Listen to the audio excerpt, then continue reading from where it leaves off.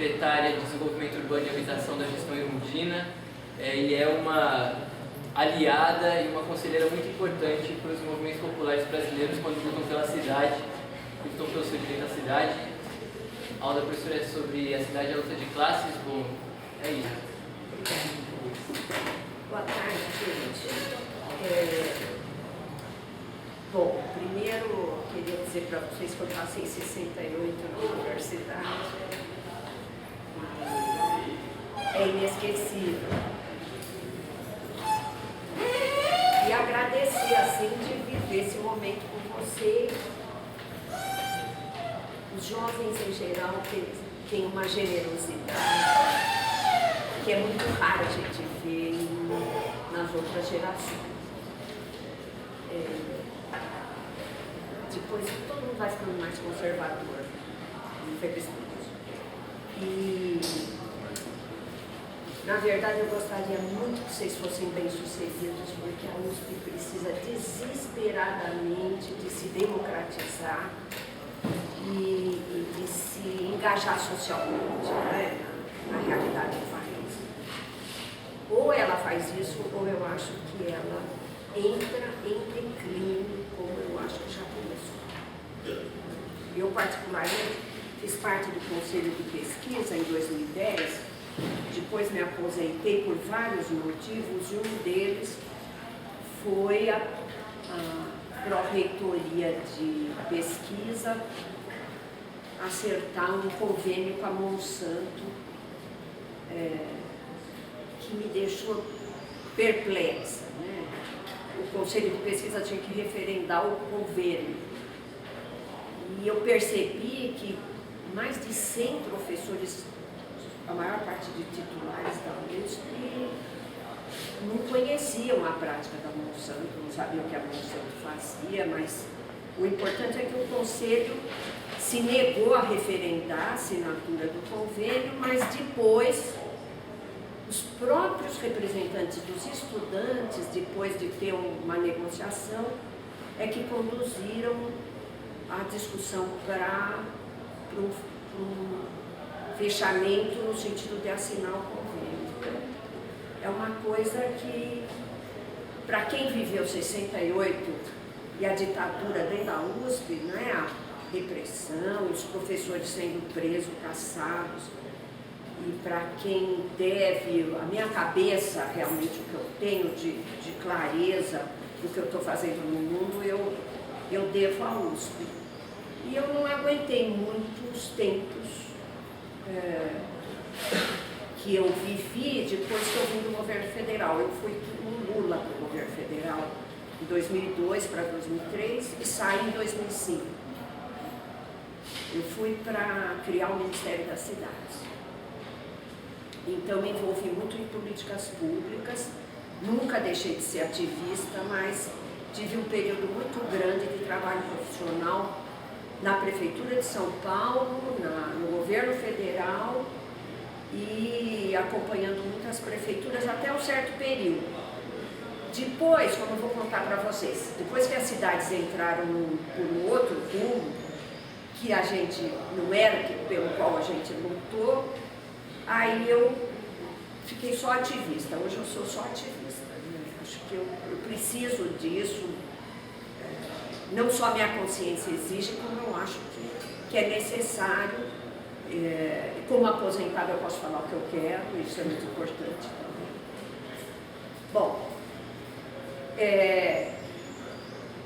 esse título, Metrópole na Periferia do Capitalismo, é um título de um livro meu que saiu em 96 e que eu tive uma divergência com a editora e depois o livro foi para a internet, ele está no site do Laboratório de Habitação e Habitação. Agora que a editora Expressão, que é do MST, eu combinei que eu vou reescrever alguma coisa e a gente vai lançar novamente. Esse livro, lançado em 96, fazia parte do livro algumas letras dos Racionais, MC, porque eu estava tentando fazer algum apanhado teórico e empírico da metrópole na periferia do e achei que o que eles faziam era a descrição de quem está no olho do furacão. Então a gente vai lançar de novo aí, mas quem quiser ler está na internet. Né? Bom, pode ir. Eu pensei, para mim é muito importante falar com vocês, principalmente vocês que são militantes, porque existe um problema muito sério na sociedade brasileira, isso já foi por demais diagnosticado, essa coisa da alienação nossa em relação à realidade que a gente vive, né? Essa coisa de viver a história do outro, não é? Todos os autores, os intérpretes da sociedade brasileira já colocaram essa questão, não é? De como, acho que foi em 69, a História, que o Departamento de História lançou uma revista que chamava História Viva, que era uma tentativa de trazer a história para a nossa realidade, não ficar naquela coisa de ler os livros, de viver a história dos outros, não é? E a Emília Viotti fazia parte nessa época, e depois ela se exilou, teve que ser exilada. E nós continuamos com esse processo de nos alienarmos em relação à realidade social. E a cidade é prova disso. A cidade é onde a gente passa a vida da gente. 80% da sociedade brasileira, mais, né? Tem uma polêmica aí. Se a gente considerar o IBGE, são 84%. E é incrível como a cidade não faz parte da agenda política, não faz parte do debate da maior parte dos ativistas sociais, principalmente dos intelectuais. Agora sim parece que a gente está de novo recolocando a questão urbana na agenda política. Então eu tenho interesse nessa conversa aqui. Bom, eu dividi em 4 pontos, que é contribuição dos marxistas para o estudo do urbano, implicando na luta de classes e na acumulação de capital. Depois, o urbano na periferia do capitalismo, o urbano na globalização neoliberal e, finalmente, o urbano na conjuntura brasileira. Isso aí é um curso, eu pretendo falar assim, 10 minutos de cada item no último 15 minutos. Vou pedir para o André me chamar a atenção, porque eu falo demais, como todo professor, eu imagino. Então, vamos lá. Bom, pode ir. Isso aqui é uma abordagem marxista que o David Harvey retomou, que eu acho muito interessante, né? Que clarear, dar clareza, ressaltar uma contradição fundamental que está presente na cidade, não é? Que é a cidade como valor de uso, especialmente para a reprodução da força de trabalho, para quem quer a cidade para viver, não é? E a cidade como valor de troca, que é a cidade como mercadoria, quem quer a cidade para obtenção de lucros, né? Então, a cidade como valor de uso é um local de reprodução ampliada da força de trabalho. O Castells que apontou um texto na década de 70, muito conhecido, a questão urbana. Não concordo totalmente com o texto, já foi muito discutido, mas justiça seja feita. Foi um autor que trouxe, inspirado no Althusser, essa definição da cidade como local por excelência de reprodução da força de trabalho e o local por excelência de uma reprodução cada vez mais socializada, tanto da força de trabalho quanto do capital. Cada vez mais a reprodução da força de trabalho na cidade não depende do salário do trabalhador, da própria família do trabalhador, mas depende de condições que são condições ampliadas, não é? Então, o transporte transporte, por exemplo, não é? O saneamento, por exemplo. Cada vez mais é um problema de política pública, de intervenção do Estado, de um consumo que é coletivo. Educação, saúde, lazer, que vai além do salário e da distribuição individual da renda. Então, uma das coisas que nós vamos discutir ao longo da aula, que é uma das perspectivas assumidas pelos governos Lula e Dilma, né, que tiveram lugar a partir de 2002, é o da distribuição de renda, da melhoria de vida das pessoas. Distribuição de renda, o Chico de Oliveira questiona, mas enfim, de alguma diferença, né, na renda. Nós vamos discutir ao longo da aula de como, para a reprodução da força de trabalho na cidade, distribuição de renda não basta. Por quê? Porque eu posso melhorar o salário, mas com a melhora do salário ou com a Bolsa Família, eu não compro o saneamento básico melhor. Eu não compro um transporte coletivo melhor. Eu não compro um serviço de saúde melhor. Isso é necessariamente coletivo, não é? E o Castells, ele verifica nessa definição de que a cidade é a reprodução da força de trabalho, ao surgimento dos movimentos sociais urbanos. Né? Bom, mas em oposição entre esses interesses está a cidade como valor de troca, a cidade como um produto. É muito difícil da gente ver isso. Isso é uma coisa interessante. Mesmo entre os marxistas, são poucos os que se aprofundam realmente na produção da cidade enquanto transformação de matéria-prima em um produto. Nós estamos aqui num edifício que passou por um processo produtivo, passou pelas relações de produção, passou por um canteiro de obras, tá certo? Nós estamos numa cidade universitária que passou por isso, né? Que é a base do pensamento marxista, né? A chave do pensamento marxista, ele está exatamente em você estudar o universo da produção, da distribuição e da troca e do consumo, né? Bom, a cidade como produto, ela é um grande negócio, ela é o negócio, não é?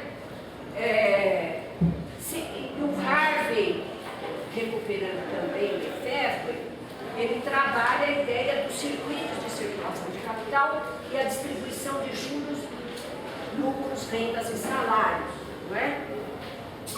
E uma das coisas que nós trabalhamos pouco, e é difícil da gente ficar satisfeito com os estudos existentes, é o papel do mercado imobiliário e do investimento nas grandes obras no processo geral de acumulação de capital. Eu estou cada vez mais convicta de que hoje o processo de acumulação de capital no mundo passa pelas cidades, passa pela produção das cidades e passa especialmente pelos grandes eventos, não é? Copa, Olimpíadas, grandes exposições e pelas grandes obras espetaculares. Então essa questão, ela é uma questão, vocês que vão fazer pós-graduação ainda há algum tempo, é uma questão muito importante para a gente desenvolver. André, estou demorando muito, você precisa me lembrar. Bom, principais capitais presentes na produção do espaço urbano. Eu estou fazendo uma exposição esquemática, não é? E depois isso vai dar ensejo a uma série de relações que vocês queiram fazer com as suas áreas de estudo, não é? Os principais capitais presentes na produção do espaço urbano são o proprietário de terra, que o David Harvey coloca como tem participante do capital, que não é muito rigoroso, o capital de incorporação imobiliária, que é um capital, uma espécie de um capital comercial, como a cidade ela está ligada ao solo, e isso vai ser uma questão central na nossa conversa, precisa de uma espécie de maestro que arruma o capital, contrata a construção, conhece o mercado, compra o pedaço de terra ou imóvel, enfim, ele faz uma verdadeira, ele atua como maestro do processo ali de produção do espaço. Não é? Esse é o capital de incorporação imobiliária. Que aqui na nossa Gafisa, o que mais aí? MRV, enfim, uma série de empresas que nós conhecemos. Não é? Depois você tem o capital de construção e edificação, que é o que no canteiro de obra vai construir um edifício. O capital de construção, que a gente chama de construção pesada, construção de infraestrutura, que é o capital das grandes empreiteiras, que constrói o quê, gente? Ruas, túneis, pontes, viadutos, canalização de esgoto, enfim, tudo que é a base, né, de infraestrutura, e o capital financeiro e imobiliário. O capital em geral, o que é o capital em geral? Os capitais industriais, os capitais financeiros em gerais, o próprio capital que vive do campo, eles constroem, evidentemente, uma base física, uma base ambiental para a sua reprodução nas cidades. Mas, vejam bem, eu estou falando, acho melhor ficar do lado, eu estou falando de um capital específico. Esse capital, ele lucra com a produção da cidade. Tá certo? Tá dando para... Então, é muito importante a gente perceber quem são esses capitais, porque é fácil a gente perceber aqui o movimento deles nas nossas cidades. E é importante saber quem é quem, não é? O conceito de máquina do crescimento, que é de dois americanos, não é? Ele implica na articulação dos interesses que conduzem a cidade para um lado ou para o outro. Vamos pegar aqui São Paulo. São Paulo, a centralidade antiga estava na Sé, depois foi para Paulista, depois foi para Faria Lima, agora está indo para onde? Águas Espraiadas, Berrini, uma espécie de filé mignon da especulação imobiliária, né?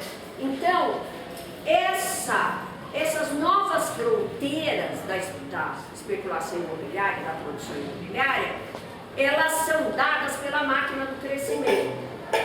Um bom trabalho que explica o que é a máquina do crescimento é o da Mariana Fix, Parceiros da Exclusão, que ela explica como a Avenida Águas Espraiadas expulsou todos os moradores de favelas que haviam lá, e como a prefeitura, na época, Paulo Maluf, faz uma parceria com as empresas de capital imobiliário e as empresas de capital de infraestrutura e toma conta daquela área, não é?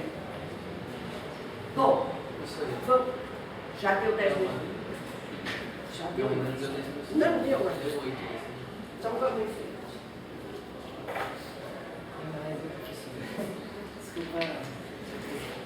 Bom, vamos, André. Bom, existem, e é muito importante que a gente entenda isso, conflitos do lado de lá, né? E do lado de cá.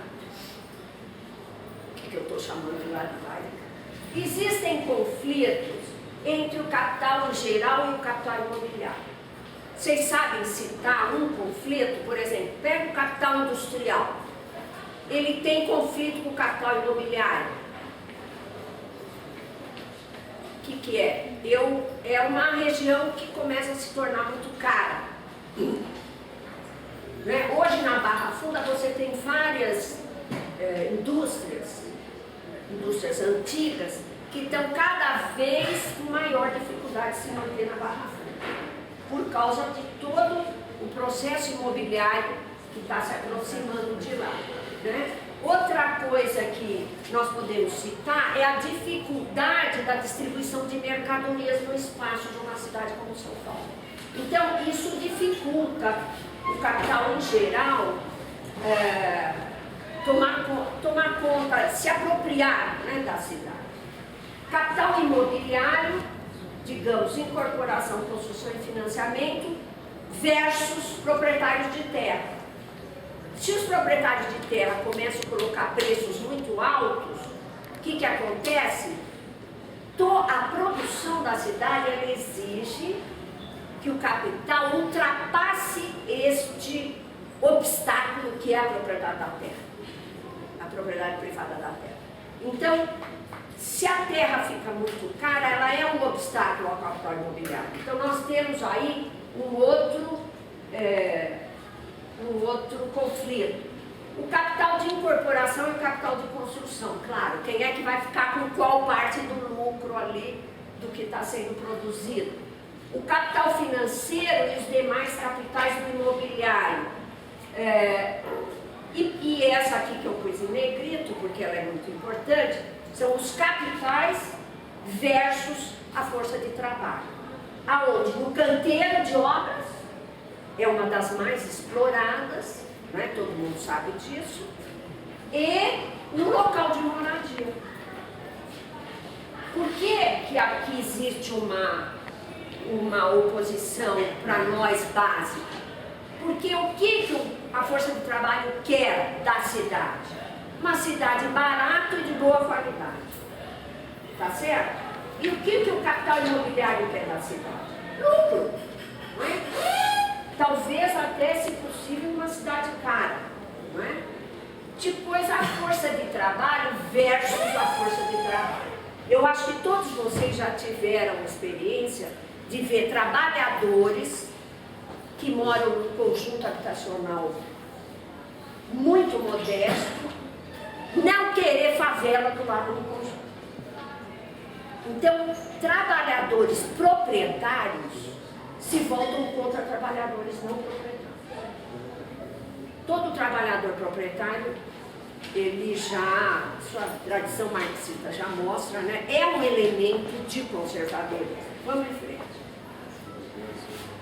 E, finalmente, o papel do Estado passou, ele, cada vez mais o Estado tem um papel importante nessa história. Então, mesmo que o neoliberalismo, com aquela história de diminuir o papel do Estado, balela, né? Claro, a ideia é diminuir o papel do Estado no que se refere a políticas públicas e sociais, não é? Mas não esse papel dele, controle do fundo público para investimentos, é um papel importantíssimo do Estado. Se vocês tiverem alguma experiência em administração pública, vocês vão perceber que, não raro, a Câmara Municipal aprova o orçamento da cidade no dia 31 de dezembro à noite. Nós não estamos lá, mas vocês não tenham dúvida que os representantes dos lobbies estão. Não é? Porque é ali na hora que você já define para onde vai o quê? Né? Embora o orçamento ainda é uma ficção por diversos motivos. Né? Mas o Estado também controla o uso e a ocupação do solo, ele regula os salários, ele intermedia, portanto, essa distribuição das riquezas. Vamos em frente? Bom, agora vamos falar um pouco da cidade no capitalismo periférico.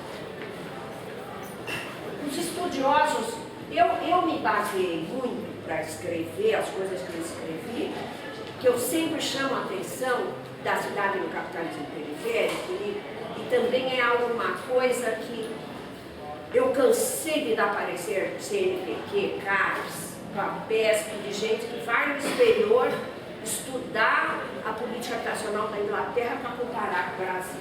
Né?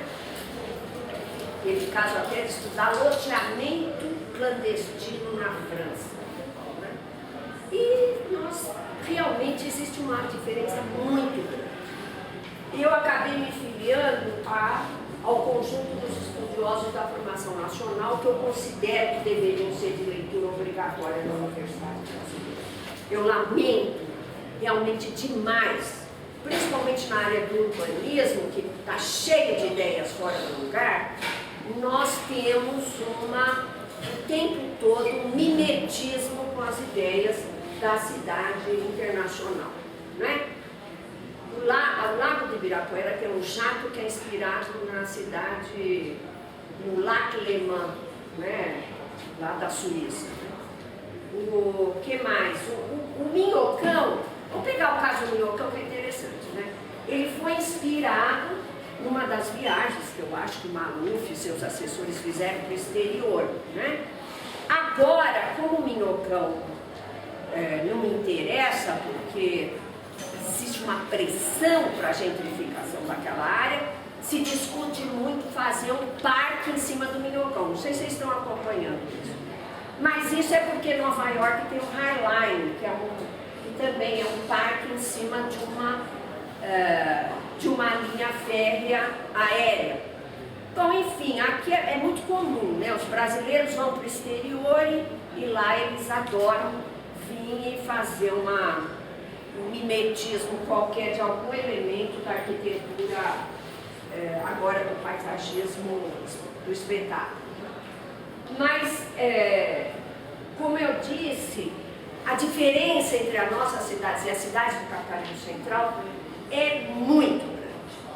E eu me baseio muito nesses estudiosos que construíram aí essas expressões. Modernização conservadora é da Maria Conceição Tavares, patrimonialismo, Raimundo Faoro,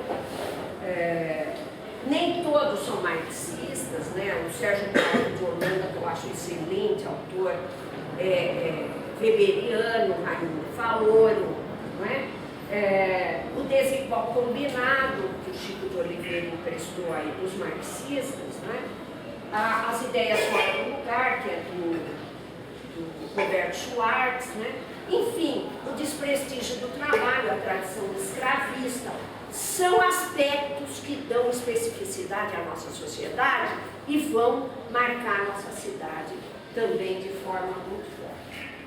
O que mais nós podemos dizer da cidade no capitalismo periférico, além dessa, eu esqueci de citar o Celso Furtado, que, embora não sendo marxista, segundo o próprio Chico de Oliveira e o Roberto Schwartz, foi um dos autores que mais contribuiu para a leitura da sociedade brasileira, né? Então, eu pegando assim uma produção desse pessoal que tentou ir buscar a especificidade, nós temos como uma das ideias chaves a ideia que o Chico de Oliveira construiu no Crítica à Razão Dual, né? Da economia dualista, que é: nós estamos num país de industrialização tardia, industrialização com baixos salários, que resultou numa urbanização com baixos salários. O que significa uma urbanização de baixos salários? O não lugar da classe trabalhadora na cidade implica na produção doméstica da moradia e dos bairros. O que significa isso, gente? Significa que o trabalhador, no seu salário, não recebe o suficiente para comprar moradia no mercado. E ele acaba construindo a moradia de forma, do ponto de vista dessa produção da moradia, ela não é estritamente capitalista. A gente pode dizer que é uma produção doméstica, é uma produção de fim de semana.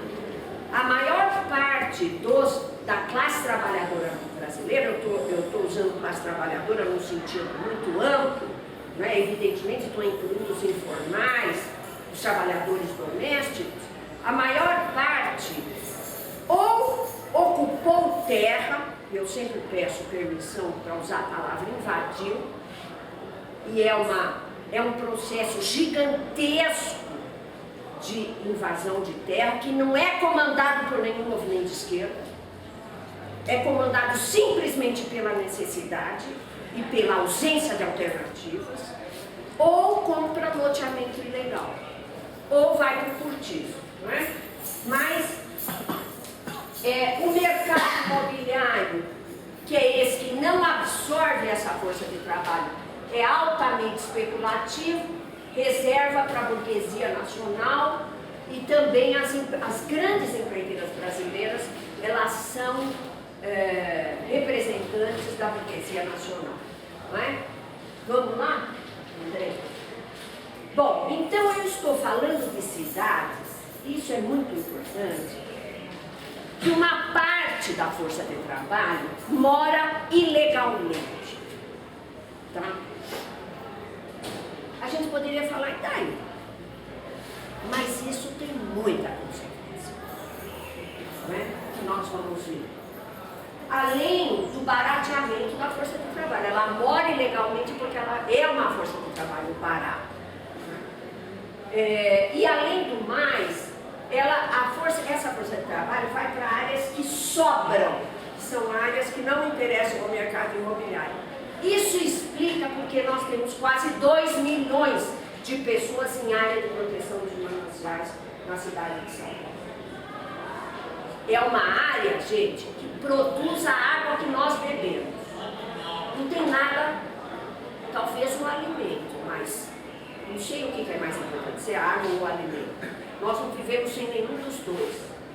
E essa água, ela está crescentemente poluída por conta da ocupação por parte dos trabalhadores mais pobres. O que eu vejo também atualmente, a minha militância no movimento social começou em 1974, em área de proteção dos mananciais, no movimento de transporte e no movimento de loteamentos ilegais. Hoje eu vejo que existe uma rede Extremo Sul, que é de uma população que tenta lutar para ficar em área de proteção dos mananciais. Isso é que é tragédia. Isso é que é triste, não é? Quer dizer, você ser reprimido, enfrentar a polícia para ficar em área de proteção dos mananciais. Bom, então, nós temos como a cidade do capitalismo periférico, a falta de controle do Estado sobre o ambiente construído e o uso do solo, apesar da existência de planos e leis, regras detalhadas e poderoso aparato legal e burocracia exagerada convive com fragilidade operacional, leis avançadas e prestigiosos planos urbanos configuram um discurso longe da realidade. Eu vou pedir para você passar o próximo, depois nós vamos voltar. Não, acho que eu esqueci. E o patrimonialismo, que é a privatização do Estado, leis avançadas que não são aplicadas ou são aplicadas de acordo com as circunstâncias. Nós estamos no reino da universalização do favor. Nós estamos no reino onde lei se aplica de acordo com as circunstâncias. Não é? E isso é raro acontecer no judiciário, algo que aconteceu aqui no julgamento da retomada da reitoria pela reitoria, pelo reitor. Né? Vamos em frente. Bom, então, segregados, ilegais e invisíveis. Favela da Rocinha, no Rio de Janeiro. Aqui, a favela da Rocinha, um dos lugares de maior preço do metro quadrado no Rio de Janeiro. Né? Isto aqui é a área de proteção dos mananciais ao sul do município de São Paulo. Represa Billings ou Guarapiranga, não me lembro bem. Tem toda uma história, né? Poderia ser uma área de lazer impressionante para essa metrópole, ela precisa disso. No entanto, é aí que nosso proletariado mora. Né? Essa fotografia é do Renato Tagnin, que é de mais de 15 anos atrás. Só que está muito mais avançado do que vocês podem imaginar. Vamos em frente. Gente, cometi um equívoco. Pus uma fotografia dos arredores da capital da Suíça. Desculpa. Foi sem querer. Vamos em frente? Bom, aqui os córregos aqui da cidade de São Paulo, não é?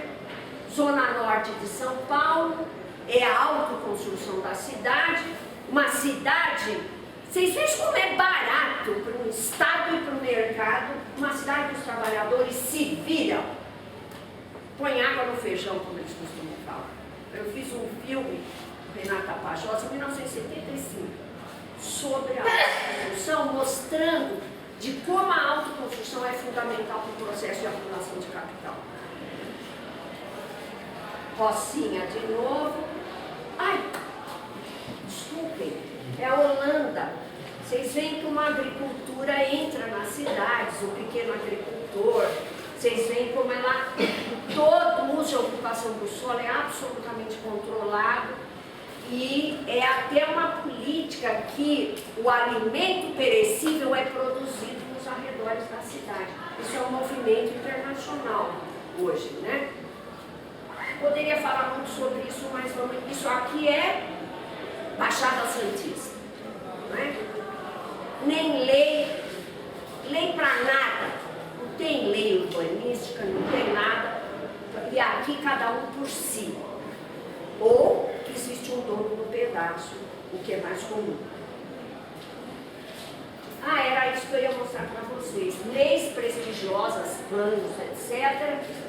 Esse é o Estado brasileiro na minha concepção. Eu acho que a esquerda erra quando ela fala, não, ele não é pesado, ele é sim, ele é pesado para os pobres. Mas ele não tem braço operacional, ele é pesado. Vocês já viram os salários dos funcionários públicos? Vocês pegam o salário dos operadores do direito. É muito maior, os privilégios são muito maiores do que o salário do restante dos Barnabés. Não é? Bom, isso é também uma discussão comprida. Vamos em frente. Bom, então nós estamos diante de uma cidade marcada pela desigualdade, pela ilegalidade e pela violência. É cidade para alguns, porque em alguma parte da cidade a lei se aplica, a cidade tem manutenção, não sei se vocês sabem o que significa manutenção de uma cidade. Até se vocês forem fazer uma hierarquia do número de vezes que as ruas são varridas, vocês vão perceber que dá para fazer o espaço de cada classe social na cidade. O número de vezes que as árvores são podadas, as ruas são varridas, o bueiro é desentupido quando existe bueiro, não é? E quando existe calçada também, né? Calçamento. Bom, então vamos falar um pouco do urbano na globalização neoliberal.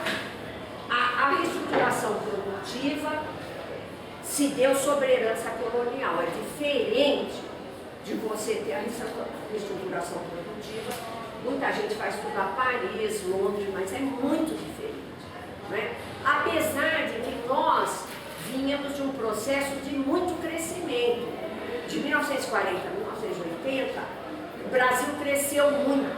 Foi a China da época, como o Márcio Postman gosta de falar, né? E aí, essa China não distribuiu renda, mas como crescia 7% ao ano, de alguma forma quem vinha para a cidade, foi um processo também de de crescimento urbano alto, ficava com as migalhas desse banquete, que era esse crescimento econômico alto, né?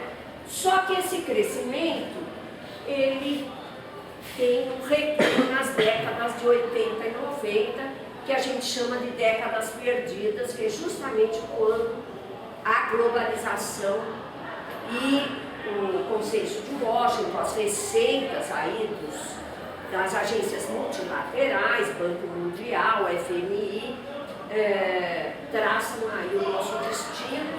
Então nós paramos de crescer e vivemos 2 décadas perdidas.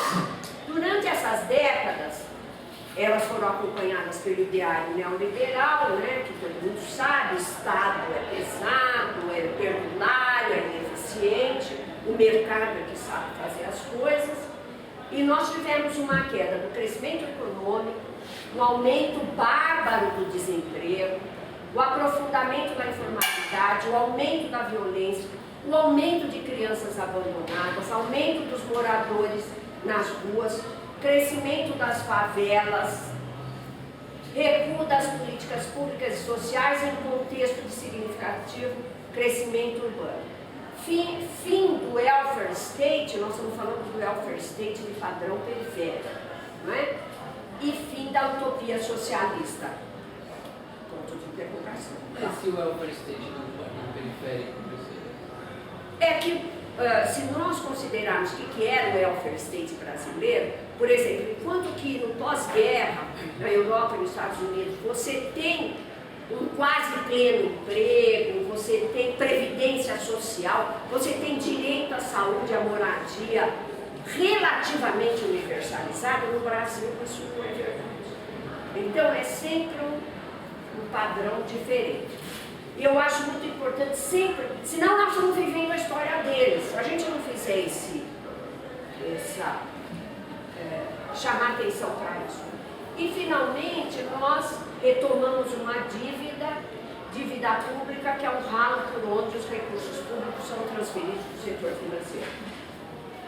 Eu não sou economista, gente. Eu leio aí o que a Unafisco, que é o Sindicato dos Auditores da Receita Federal, e mais a presidente do sindicato, Fatorelli, diz sobre a dívida brasileira.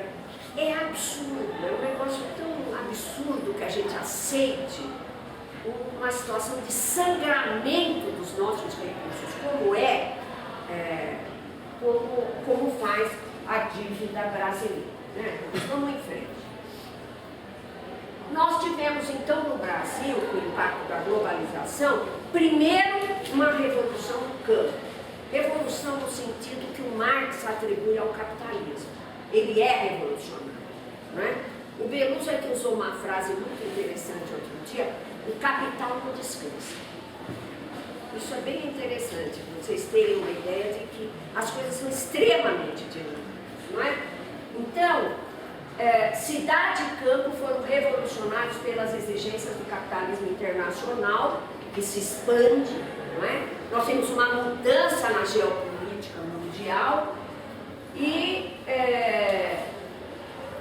25 anos no Brasil, né, a partir de 1980, de baixo crescimento, desemprego e recuo das políticas sociais. No campo, expansão da grande propriedade, isso todo mundo sabe, né, alguma coisa que nós vamos ver que a gente nunca enfrentou, a questão da terra, e sem enfrentar a questão da terra, eu acho que a sociedade brasileira não vai para lado nenhum. Nós damos saltos para frente, como diz o Florestan Fernandes, né, carregando uma herança de atraso. Né? Então, no campo, a produção de grãos, minérios, madeira, celulose, carne, etanol, avanço sobre as terras e matas do centro-oeste, sul do Maranhão, Piauí, centro-oeste da Bahia e da Amazônia. Privatização das terras devolutas, desterritorializando índios, quilombos, camponeses. Eu tenho, durante algumas décadas, me interessado em estudar a questão fundiária brasileira e a questão do registro de terras. E, sinceramente, eu não sei se eu estou exagerando se eu disser para vocês que nós estamos diante de mais fraude do que exceção o registro fraudulento. É mais regra, aliás, do que exceção o registro fraudulento. Né? E nós tivemos também, com um certo atraso, fórmulas também para o universo urbano, que é privatizações, desregulamentações, a cidade empreendedora, que mereceu vários textos, né? A cidade competitiva, a cidade mercadoria, o plano estratégico, que a gente até escreveu um livrinho, que é a cidade do pensamento único, para combater isso que estava entrando no Brasil aceleradamente, a gente até que conseguiu alguma coisa. Às vezes vale a pena, né, entrar em certas disputas. Parceria público-privadas, operações urbanas, não é?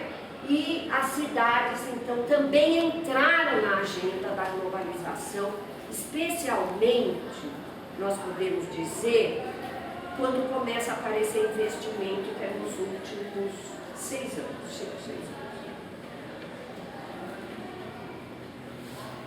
Bom, e além de BRICS e emergentes, é sempre desconfio desses conceitos, não é? Talvez, então, o indicador que mostra a verdadeira tragédia urbana no Brasil, nesse período, não é? Desse período todo, é a taxa de homicídio, que cresceu 259% entre 1980 e 2010. E a taxa média de homicídios era 13,9 mortos para cada 100 mil habitantes. Em 2010 é quase 50 mortos para cada 100 mil habitantes. Até mesmo quando ela cai, como aconteceu em São Paulo, vários pesquisadores, como Gabriel Feltran, estão mostrando que foi o próprio PCC que decidiu parar de matar os adolescentes que deviam no crime organizado. Bom, mas aí eu quero falar desse interregno, que eu acho que ele é muito importante. Ele foi muito importante para a minha geração, uma parte da minha geração que achou que dava para a gente mudar o destino das cidades, não é? Nós estávamos nesse contexto, gente, que é de baixo investimento nas cidades, nas políticas sociais, de um modo geral. Mesmo o investimento privado nas cidades, durante a década de 80 e 90, eles foram bem divisórios, não é? E na luta contra a ditadura, houve uma conjunção que veio da academia, dos movimentos sociais, de profissionais e de governos municipais que criam políticas urbanas inovadoras sob a égide da inversão de prioridades, como a gente dizia no governo econômico. Nós chegamos a conquistar um novo quadro legal institucional, uma nova cidade parecia possível. Vamos em frente. Isso se deu em oposição à tendência global de declínio das esquerdas. No Brasil, novos atores construíram um campo democrático contra a ditadura. Bom, eu tenho um texto sobre isso, meu último livro chama O Impasse da Política Urbana no Brasil, é da Vozes, e eu acho que foi um período bastante promissor, não é? Novos partidos, novas centrais sindicais, novas políticas, novas leis, novas instituições. Vamos em frente.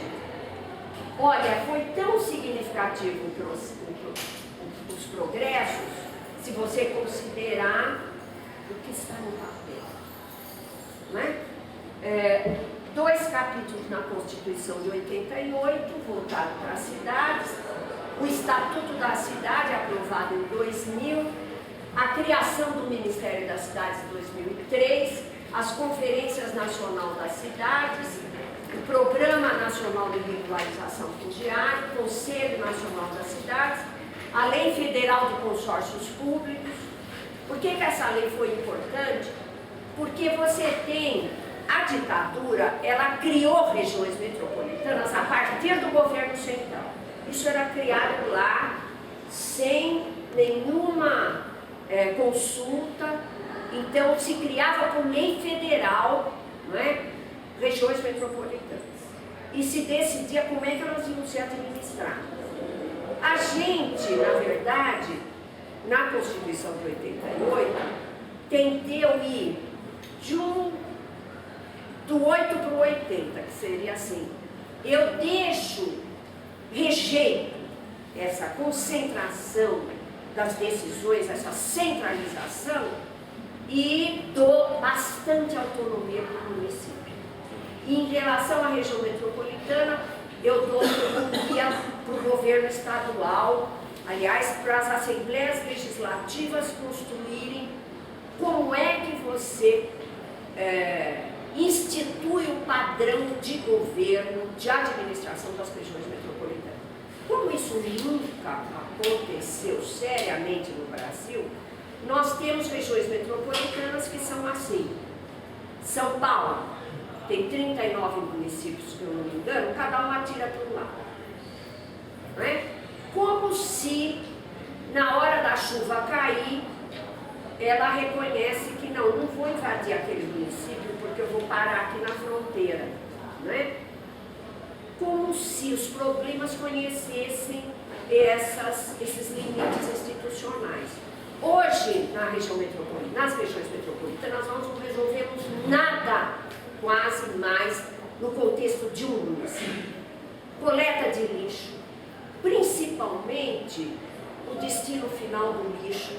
Raros são os municípios que têm condição de assumir o destino final de lixo. Coleta da água, não é? Coleta e tratamento do esgoto, drenagem da água da chuva, enfim, o problema da moradia, e frequentemente o sujeito mora no município e trabalha no outro, o transporte. Então a questão metropolitana, ela depende de um poder metropolitano que não existe no Brasil. Ninguém levou isso a sério, nenhum governo do Estado, Assembleia Legislativa, quis peitar os governos paroquiais municipais. Então é metrópole desgovernada. Eu fiz um artigo para a revista do IEA que chama isso, metrópoles desgovernadas, que é o que nós temos no Brasil. E essa criação da Lei Federal de Consórcios Públicos é uma lei que permitia aos governos municipais se constituírem consórcios para resolver esses problemas. Campanha Nacional do Plano Diretor Participativo, Lei Federal do Fundo Nacional de Habitação e Interesse Social, foi uma lei promulgada a partir de uma abaixo-assinado de mais de 1 milhão de assinaturas dos movimentos de moradia. Depois, 2007, aqui eu saí, né, do governo federal. Até parece que eu sou muito importante, eu dei um intervalo. Lei Federal do Saneamento Básico foi aprovada em 2007, mas foi regulamentada, se eu não me engano, em 2010. Aí surge o PAC, atenção, follow the money, aí o dinheiro começa a aparecer para valer, né? Programa de Aceleração do Crescimento. No que se refere às cidades, o PAC foi muito importante, o primeiro PAC. E eu considero importante mesmo, em nível federal, assumir um programa de urbanização de favelas. E depois também entrou em desimportância, né? E aí, em 2009, surge o programa Minha Casa Minha Vida e o PAC 2. Em 2011, surge o segundo Minha Casa Minha Vida, a Lei Federal de Resíduos Sólidos, a Lei Federal de Mobilidade Urbana. Lei para aquilo que você quiser. E muito bem feitas. O Estatuto da Cidade é festejado no mundo inteiro.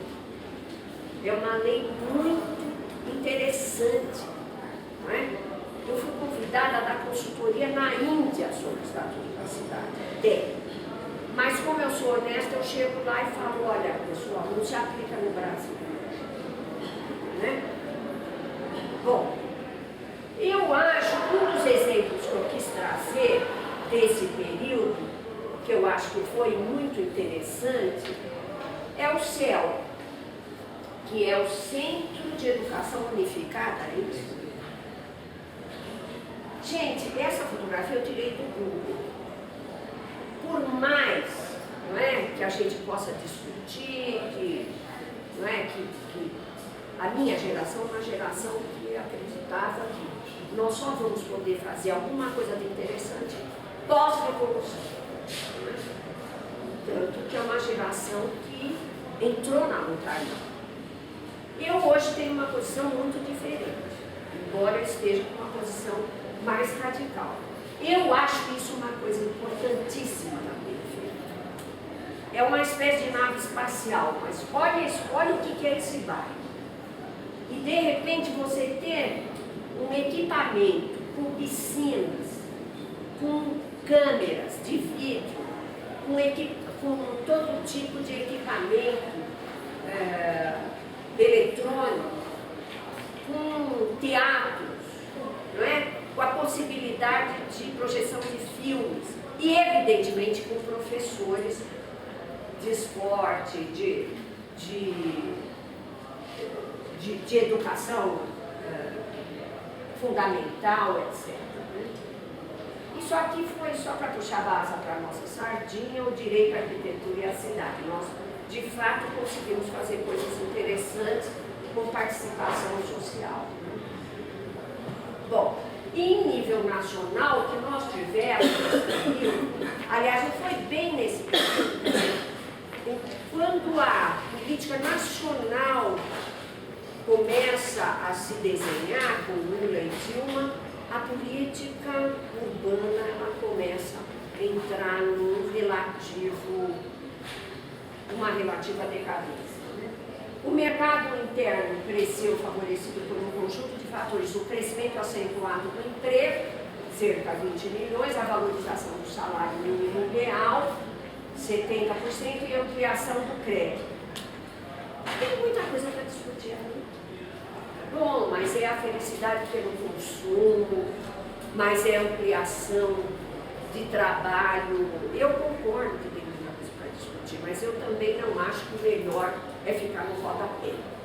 Não é? É uma discussão que eu acho mais comprida, né, para a gente ter. Vamos em frente. Mas aí, nós entramos no período que o Brescia Pereira chama de neodesenvolvimentismo, não é? E que é um período que sacrificou absolutamente as cidades.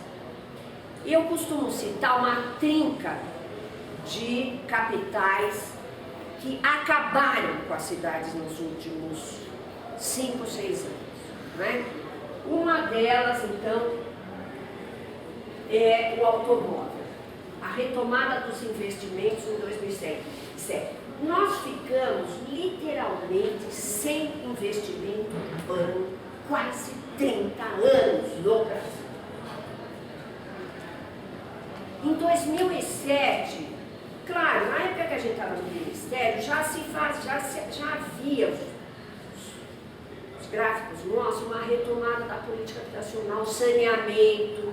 Em 2003 nós conquistamos, apesar da briga com o FMI, um investimento na área do saneamento. Transporte urbano, gente, nós não retomamos até junho deste ano. Transporte urbano vocês veem às vezes nos projetos para a Copa. Mas não é necessariamente o transporte mais necessário para as cidades. O transporte urbano ficou no limbo. Tá? Nós estávamos num verdadeiro apagão em termos de transporte coletivo quando explodiram as jornadas de junho. Eu anotei isso em várias palestras que eu fiz. Né? Nós estamos vivendo o apagão do transporte coletivo. Né? Bom, aqui o automóvel no centro da matriz de mobilidade, capital imobiliário e as grandes empreiteiras tomam o comando da cidade. Eu acho que a gente ainda precisa estudar como é que essa coisa pode ter esse salto tão violento por uma verdadeira prática de assalto aos orçamentos públicos e aos fundos públicos. Então, com o ressurgimento dos investimentos, mais do que nunca a cidade é dominada pelas forças do capital, em associação com a grande mídia, e fortemente apoiadas no financiamento das campanhas eleitorais. O papel do fundo público é central. Isso aí é de 2010. eu já estava usando nas minhas palestras. E é interessante vocês verem isso aqui. Então, os automóveis tiveram exoneração fiscal. Fazer o quê? Dor no coração. Quer dizer, nós não temos transporte coletivo e nós vamos desonerar a venda de automóveis. Bom, eu não preciso falar muito dos automóveis, porque a partir de junho, felizmente, isso se tornou um objeto até dos programas da TV aberta. Né? Vão lá mostrar o que as pessoas passam nos transportes coletivos. Mas vocês acham muitos dados na Carta Maior que a gente estava iniciando uma coluna que chama Cidades em Trânsito. E isso foi antes da jornada de junho. Uma das coisas que a gente fez, promovido pela Carta Maior, foi uma discussão nacional sobre a questão do transporte. E lá vocês vão ver dados sobre essa coisa do sacrifício na mobilidade, não é? Que traz tá lá, a hora média na viagem em São Paulo é 2,44 minutos. É a média. Um terço da população fica mais de 3 horas. Vocês imaginam um trabalhador chegar para trabalhar? Eu nunca me esqueço, a empregada de uma amiga minha que falou, nunca me vou me esquecer, eu me canso muito mais no transporte do que no meu trabalho. E nós estamos aqui diante de uma elite que não está nem aí.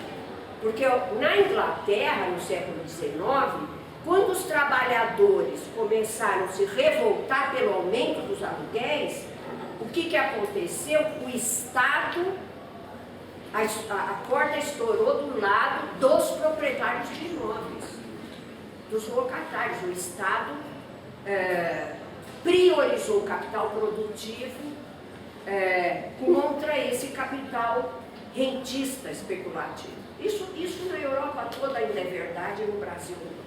Né? Mas aqui o trabalhador, então, fica com toda esse peso.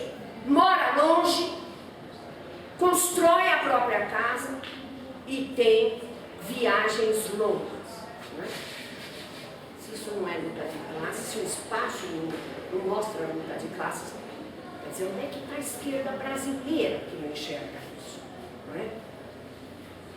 Bom, poluição do ar com forte impacto na saúde em geral. O Paulo Saldiva, que é o professor da USP aqui das clínicas, tem dado muita entrevista sobre isso, né? E agora a Organização Mundial da Saúde já soltou a evidência de que tem a ver com câncer. E o Paulo Saldiva já disse que a poluição do ar numa metrópole como São Paulo diminui o tempo de vida, a expectativa de vida das pessoas em 1 ou 2 anos, além de aumentar a incidência de doenças do coração. Bom, fora que também tem uma professora que cometeu uma injustiça, uma professora das clínicas também, que ela está participando de uma pesquisa em 7 metrópoles, 24 metrópoles mundiais, desculpe, e São Paulo é a que apresenta o maior nível de doenças mórbidas relativas à cabeça, que eu achei que era emocional, mas está escrito cabeça. Então, depressão é a principal delas, comportamento impulsivo, esqueci algo. Bom, nós temos um alto índice de mortes e incapacitação devido aos acidentes de trânsito.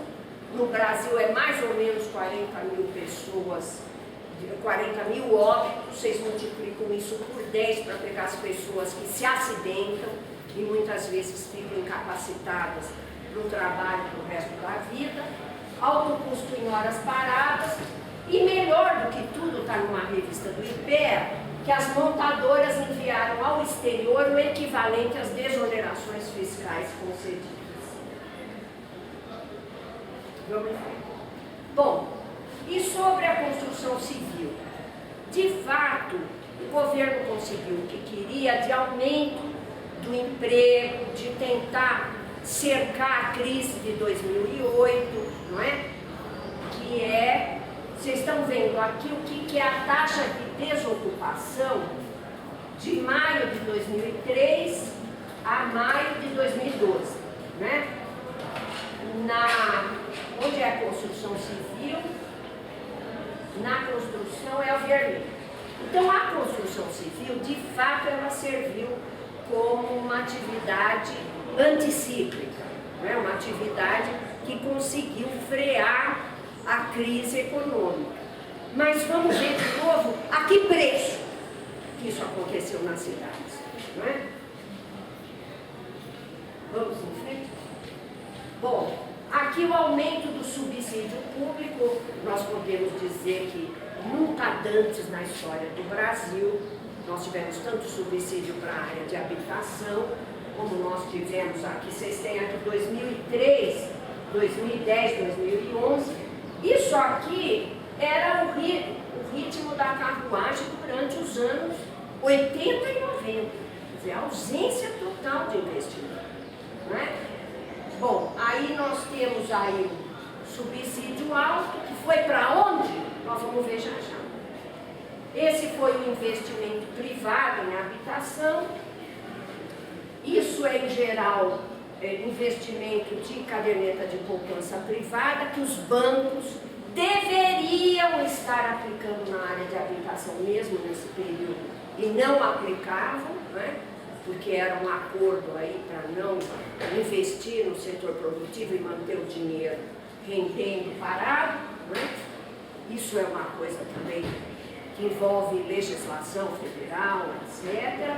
Mas olha, nós temos aí em 2011 80 bi investido no mercado imobiliário nas cidades.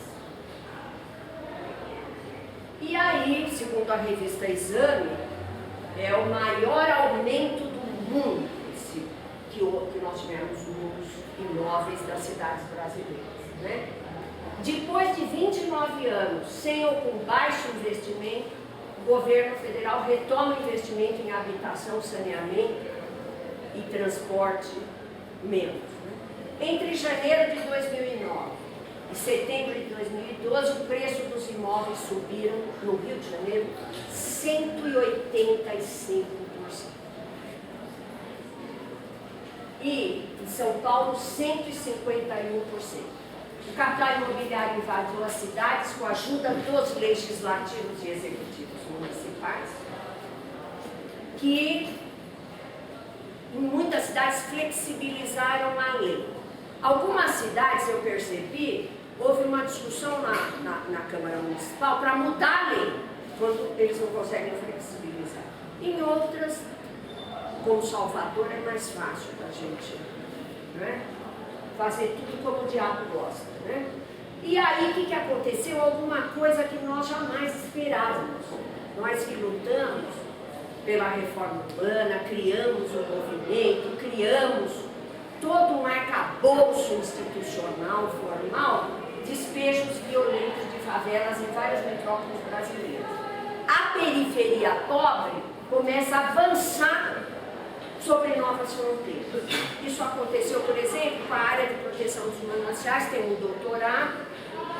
Eu criei um laboratório na FAO, que está, depois que eu saí, ele continua muito vivo. Tem uma moçada, não sei nem qual é o elogio que eu faço, uma moçada grande, muito boa, competente, tal, fazendo esses levantamentos. E a gente mostra muito rapidamente o que está acontecendo com o mercado, o que está acontecendo com a periferia, o que está acontecendo com os despejos. Inclusive a moçada, sem falar muito com a gente, já fez um site lá dos despejos na cidade de São Paulo. Vai acompanhando, né? Esse é o blog fogo no barraco, foi alguma coisa que vocês viram aí, de repente as favelas começaram a... Normalmente as favelas, elas são ambiente propício a incêndio, por causa da fragilidade, vulnerabilidade das ligações elétricas. Só que começou a haver tem uma tese de doutorado também, uma correspondência entre preço do metro quadrado e incêndio nas favelas. Bom, então o que nós temos é um terror motorizado combinado com especulação fundiária. A lógica do financiamento de campanha, a lógica das avenidas imobiliárias. Ou seja, não é exatamente apenas o viário, é abrir qualquer cidade que vocês vão, norte, nordeste, sul, centro do país, você tem lá avenidas que vão abrir a expansão do mercado imobiliário, né? A lógica da centralização e concentração dos capitais, o que nós estamos vendo hoje nas cidades, é uma escala completamente nova de investimento nas cidades brasileiras, né? Os lobbies sobre o orçamento público, e isso principalmente que é o elemento sobre o qual eu mais trabalho, que é o nó da terra, ou da renda localização. E hoje a gente pode dizer o nó da lei também, né? As reformas do sistema financeiro e imobiliário não foram acompanhadas da reforma fundiária e imobiliária. Isso foi a tese de uma aluna minha que está sendo desenvolvida agora. A Mariana Fix, o Jana Royer desenvolveram bastante o processo todo de como é que os capitais, a área do financiamento se reorganizou, não é? Mas o que nós vimos é que a questão fundiária, ela está lá, ela está lá atrás, não é? Naquele sistema incrivelmente patrimonialista, né? E tudo que você joga nas cidades vira escassez, vira segregação, vira renda imobiliária para todos. Ao mesmo tempo, aqui para não deixar de lembrar o Chico de Oliveira, né? O informal é força do trabalho e mercado de consumo para as transnacionais no ornitorrinco. A Vera Teles, né? O Paulo Arantes nem se fala, o pessoal todo está mostrando aí o que é a nova periferia, né? O Gabriel Feltran, né? Sem esgoto, sem banheiro, sem transporte, sem direitos, mas com celular, home theater, carro, moto e TV a cabo. No Rio de Janeiro, principalmente, uma parte da cidade está sendo adequada para o ambiente da Copa e das Olimpíadas, estão sendo removidas 50 mil pessoas para fora dessa cidade, do cartão postal, né? E fora dessa cidade aí não tem o PP, talvez eles até achem melhor. Não tem o PP, não tem... fora dessa cidade, o que você tem são as milícias e o crime organizado tomando conta total. Né? Vamos lá? Agora eu vou falar do exemplo que eu mais gosto de dar, não é? Para vocês verem como as coisas são engendradas. Não sei se vocês sabiam, existia um túnel aqui na Operação Águas Espraiadas, Operação Urbana. O túnel tinha 3 quilômetros, segundo alguns, olha, eu não estou dizendo, não estou afirmando, estou dizendo que eu ouvi alguns projetistas, o túnel podia ter 500 metros. E ele tem 3 quilômetros. Esse túnel foi projetado para não passar ônibus por ele, só automóveis. Esse túnel foi licitado pelo ex-prefeito de São Paulo, antes de deixar a gestão, ele deixou o túnel licitado. Antes de se tornar professor da USP, porque hoje vocês sabem que o Kassab, ele está dando aula num curso de gestão metropolitana aqui na USP, não é? Ele deixou esse túnel licitado para o novo prefeito, não é? Ele tem 3 quilômetros de comprimento e ele estava orçado em 3 bilhões de reais, ou seja, 50% do orçamento da Secretaria de Saúde. Por isso que eu gosto de dizer, gente, é luta de classes. É simples assim. Ou é túnel no espaço da operação urbana para valorizar aquele espaço, ou é saúde, educação, transporte coletivo. Vejam bem o nível e a escala em que nós chegamos. Esse túnel foi cancelado, não sei por quanto tempo. E eu tive a satisfação de participar dessa luta. Porque uma das coisas que eu declarei no Conselho da Cidade de São Paulo, que tem desde os empreiteiros até o morador de rua, foi que esse túnel era ilegal. Porque o plano diretor, que ninguém liga para o plano diretor, mas ele está lá, a diretriz do plano diretor é transporte público, coletivo. E nós não podíamos admitir que numa operação urbana, uma lei específica possa contrariar o plano diretor. E isso, sucesso. Sucesso. É muito importante contar esse caso. E os outros aí, que depois a gente vai... né? Mas uma das coisas que eu sempre me pergunto quando eu passo lá, e o Largo da Batata, hein, gente? Quanto o Largo da Batata não deve estar custando para os bolsos da população dessa cidade, hein? Quanto? Olha, eu sou uma urbanista que estive no governo municipal, acompanho, eu não conheço o projeto do Largo da Batata. Vocês veem como a mudança nessa cidade, o investimento público, as desapropriações se fazem sem que ninguém se dê conta. Nem a USP, nem as pessoas informadas, nem as pessoas que são do ramo.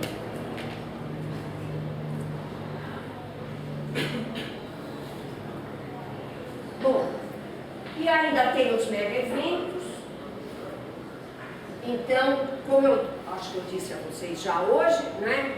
Os mega eventos, eles constituem uma tsunami de capitais que chegam, engordam, saem e deixam o famoso legado.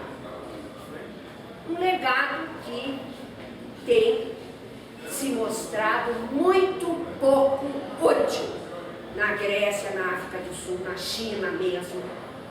Mas na África do Sul está se discutindo a implosão de um dos estádios, vocês terem uma ideia. E no Brasil, vocês devem estar sabendo o que está acontecendo. É muito dinheiro aplicado em estádios, né?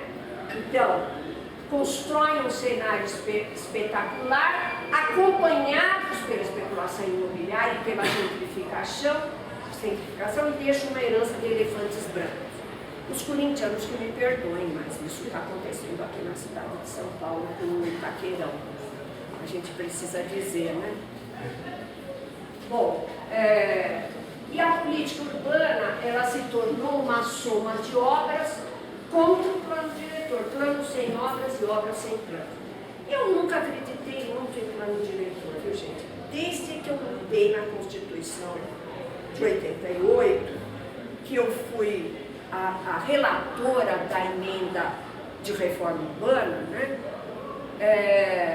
Naquela emenda, a gente não colocava o plano diretor como uma coisa importante, porque a tradição de planos diretores no Brasil é uma tradição muito elitista, uma tradição muito abstrata, não é uma tradição ligada à luta social, né? Até hoje eu tenho pé para trás em relação a planos diretores.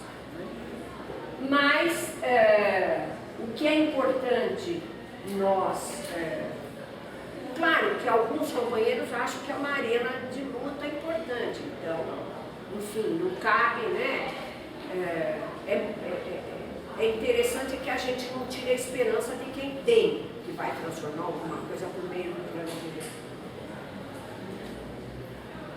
A centralidade da terra, ou seja, a função social da propriedade, prevista na Constituição brasileira, prevista no Estatuto da Cidade, prevista em todos os planos diretores municipais que eu conheço. E eu conheço muito de texto de plano diretores. Ela foi esquecida. Alguns movimentos sociais lutam contra a remoção, inclusive aqueles que estão em área de proteção dos mananciais. E outros foram engolidos pela institucionalização. Felizmente, no centro de São Paulo, nós temos uma queda de braço. E é o lugar correto para fazer a disputa, porque é onde mais nós temos imóveis vazios, ociosos, não é?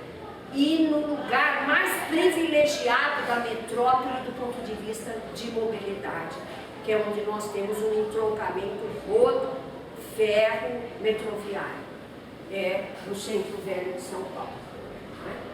Então nós temos leis, planos, nós temos experiência, mas falta aplicar. Eu estou terminando já. Acho que falta um slide só. Até junho desse ano eu acabava as minhas palestras aqui nesse lugar, sem nenhuma esperança. Olha, as coisas estão do jeito que o diabo gosta, não é?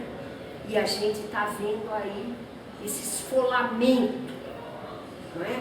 Que os fundos públicos estão sendo sujeitos.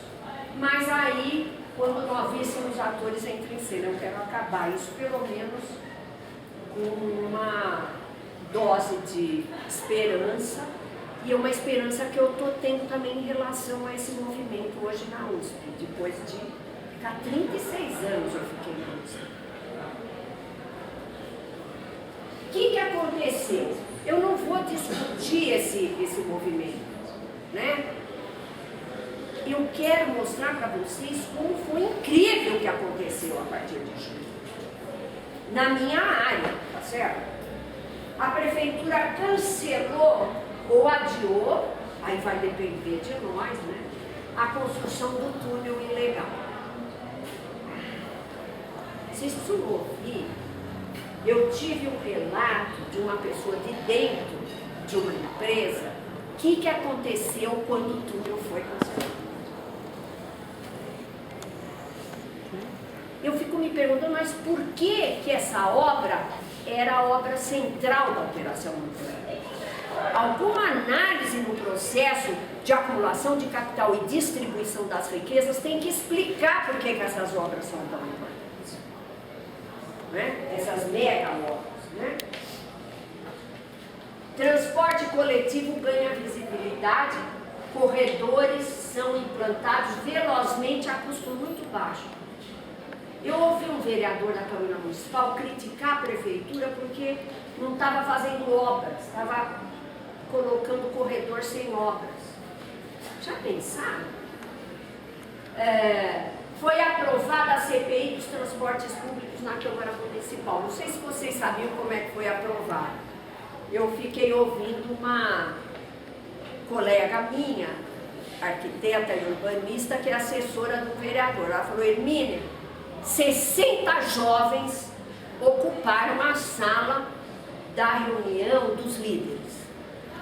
Aí eu falei, mas a reunião era aberta? Ela falou, nunca foi fechada. E nunca ninguém se preocupou em fechar, porque não aparecia ninguém. E eles ocuparam e disseram, nós não vamos sair daqui até que seja aprovada a CPI dos transportes. Claro que está aí em disputa, né, gente? A hegemonia, o que vai acontecer nessa CPI, não é? Foi contratada uma consultoria internacional sobre a tarifa dos ônibus. No mesmo dia, a Marilena Chauí, no Conselho das Cidades, fez uma proposta de contratar uma consultoria para a taxa de limpeza pública também, que é outra caixa preta, não é? Foi suspensa a licitação, olha o preço dela, de 43 bilhões sobre o transporte coletivo. E está em discussão.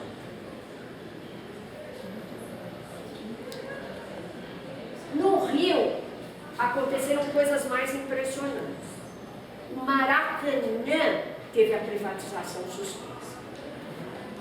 Agora, eu fiz a apresentação de um livro do pessoal lá do Rio sobre a Copa e um colega estava me falando, olha, nós ainda estamos um pouco preocupados, não é? Nós não estamos tão seguros dessa decisão. E eu gostaria de ter tempo para falar para vocês mais o que significaria a privatização do Maracanã. Também desistir a Prefeitura e o Governo Estadual de remover a favela do autódromo, mas também não ter segurança, né? Eles foram obrigados a investigar a morte do Amarildo. Eu achei uma maravilha essa estratégia que nós tivemos, sem que nenhum partido conduzisse. Foi uma coisa de todo mundo, de repente, se juntar numa questão que ela se tornou simbólica. E ela revelou o que são as UTPs. Foi impressionante o que aconteceu. Não é? Enfim, eu acho que acabou, né? Isso. Enfim, o que eu queria dizer para vocês por que eu estou tão otimista? Porque eu acho que nós estamos entrando em um outro momento